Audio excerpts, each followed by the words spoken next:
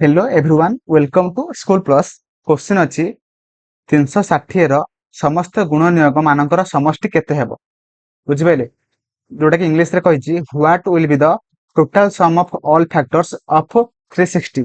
देखंतु से आपण मानकु पचारि नै जे 360 ର केतोटी गुण नियୋଗ अछि सेटा आपण मानकु से पचारि नै बुझिपाइले। से सेही गुण नियୋଗ मानकर समष्टि से पचारछि बुझिपाइले। जतटा भी गुण नियୋଗ अछि सेमानकर समष्टि आपण मानकु पचारछि। आपण माने एई टाइप रे क्वेश्चन केमिति करिवे तो फास्ट मु आपण मानकु कांसेप्ट कहिबी तापरे मु क्वेश्चन को करेबी। तो मोर आशा आपण माने वीडियो को बिना स्किप करके फास्ट रो लास्ट पर्यंत पूरा पूरी देखिबे बिना स्किप करके देखिबे। जदि स्किप करिवे वीडियो को बुझि परिबे नै। मोर गारंटी कि मु आपण मानकु पूरा पूरी कांसेप्ट एवं ता सहित क्वेश्चन को पूरा पूरी भलो भाबरे बुझाई देबी। तो आपण माने किंतु गोटे काम करिबा पई पड़िबो जोटा कि आपण माने बिना स्किप करके वीडियो देखिबे। देखंतु फास्ट ऑफ ऑल आपण माने एई टाइप रे क्वेश्चन पहिले आपण माने केमिति करिवे ना देखंतु फास्ट देखंतु मु आपण मानकु फार्मूला फास्ट कहूनी कारण जदि फार्मूला कहबी आपण माने बुझि परिबे नै बुझिपाइले कि नहीं। तो आगे मु प्रोसेस कहि दउची देन मु आपण मानकु फार्मूला कहबी बुझिपाइले। केमिति फास्ट आपण माने करिवे देखंतु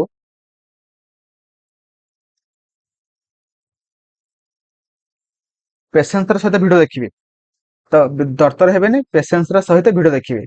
देखंतु फास्ट आपण माने कोन करिवे ना 360 बुझिपाइले 360 रो सबु माने प्राइम फैक्टराइजेशन करिवे। केतोटी तार माने प्राइम फैक्टर अछि सबु किछि फास्ट आपण माने बाहर करिवे जोटा कि देखंतु 2 180 2 रे कटिबो 90 तापरे 2 रे कटिबो 45 देन कटिबो 2 रे सॉरी 2 रे कटिबो ने 3 रे कटिबो जोटा कि 15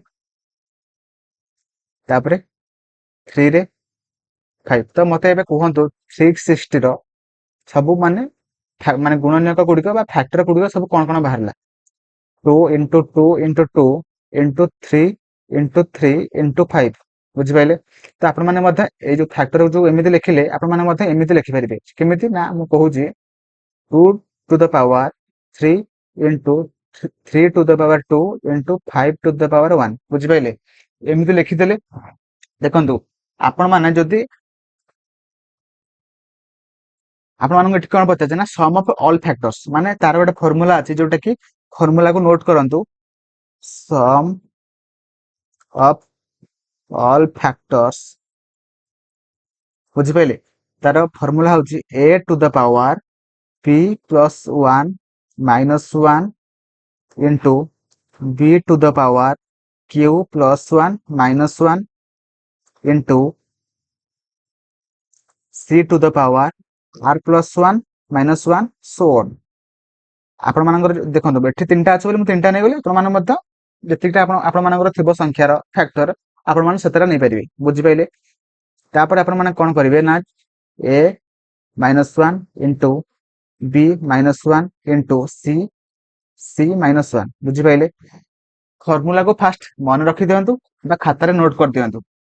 देखंतु हमर होची एटा होची a बुझिपाइले एटा होची a एंड एटा होची टिके गोटे सेकंड एटा होची a एंड एटा होची p एटा होची b एंड एटा होची q एंड एटा होची c एंड एटा होची r बुझौची बोली म आपण मानक सब आराम रे कहूची किंतु आपण माने थरे बुझि गला परे आपण माने गोटे मिनिट भीतर सब किछि क्वेश्चन को करि परिबे बुझिपाइले। तो तापरे कोन करिवे ना सब वैल्यू गुड को आनि कि फार्मूला रे पुट कर दियंतु।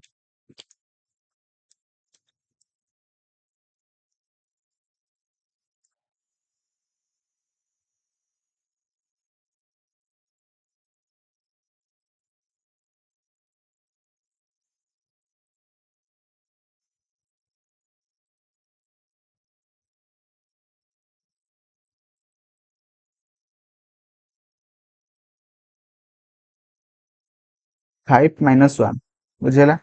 तापरे आपण माने बाहर करंतु 2 to the power 4 minus 1 then 3 to the power 3 minus 1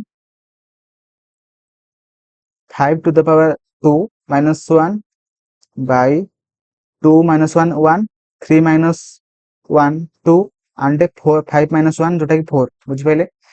तापर हम इरेज कर दउची देन हम माने क्वेश्चन को करबा।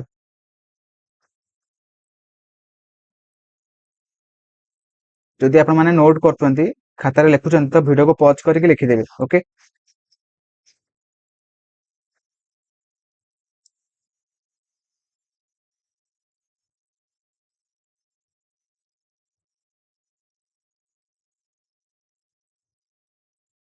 ତାପରେ ଆପଣ ମାନେ କଣ କରିବେ, ଯୋଉଟା କି 2 to the power 4, 2 Dule 4, 2 8, 2 16, 16 minus 1 into 3 3 9 3 27, 27 minus 1 into 5 5 25, 25 minus 1 by 4 Dule 8, ଯୋଉଟା କି 15 into 26 into 24 by 8, 8 ରେ 24 ରେ 8 କ୍ୟାନସଲ ହେଇଗଲା, ଯୋଉଟା କି 3 ହେଇଯିବ।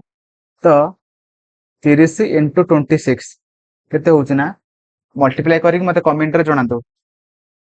30 into 26 ମଲ୍ଟିପ୍ଲାଏ କଲେ କେତେ ହଉଛି?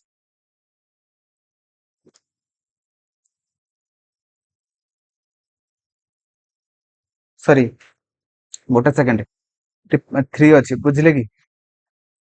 ସେକେଣ୍ଡ, 15 3 45, ବୁଝିପାରିଲେ? କୋଉଠି ଭୁଲ ହେଇଥିଲା? 15 3 45, 15 3 45 into 26, ବୁଝିପାରିଲେ? 45 ରେ 26 ଗୁଣିଲେ କେତେ ହଉଛି ମତେ କୁହନ୍ତୁ। 45 into 26, ଯୋଉଟା କି 1170 by 1170, ଯୋଉଟା କି option C will be right answer। ମୋର ଆଶା ଆପଣ ମାନେ ଭଲ ଭାବରେ ବୁଝିପାରିଥିବେ କନସେପ୍ଟ କୁ। ଯଦି ବି ବୁଝି ପାରୁନାହାନ୍ତି, ଆପଣ ମାନେ ଭିଡିଓକୁ ଆଉ ଥରେ ରିପ୍ଲେ କରିକି ଦେଖନ୍ତୁ, ଏବଂ ମୋର ଆଶା ଆପଣ ମାନେ ଭଲ ଭାବରେ ବୁଝିପାରିବେ। ତରତର ହେବେନି, ଆରାମରେ ଭିଡିଓକୁ ଦେଖିବେ, ଏବଂ ତା ସହିତ ଯଦି ଆପଣ ମାନେ ଏବେ ପର୍ଯ୍ୟନ୍ତ ବି ଭିଡିଓକୁ ଲାଇକ୍ କରିନାହାନ୍ତି, ଲାଇକ୍ କରିଦେବେ, ଚ୍ୟାନେଲକୁ ସବସ୍କ୍ରାଇବ କରିବେ, ଏବଂ କମେଣ୍ଟରେ ମତେ ଜଣାଇବେ ଆପଣମାନଙ୍କୁ ଭିଡିଓ କେମିତି ଲାଗିଲା। ଏବଂ ତା ସହିତ ଆପଣମାନଙ୍କର ଡାଉଟକୁ ସବୁ ମତେ କମେଣ୍ଟରେ ଲେଖନ୍ତୁ, ଯୋଉଟା କି ମୁଁ ଆପଣମାନଙ୍କର ଡାଉଟକୁ ମୁଁ କ୍ଲିୟର କରିପାରିବି। ଥ୍ୟାଙ୍କ ୟୁ, ଜୟ ଜଗନ୍ନାଥ।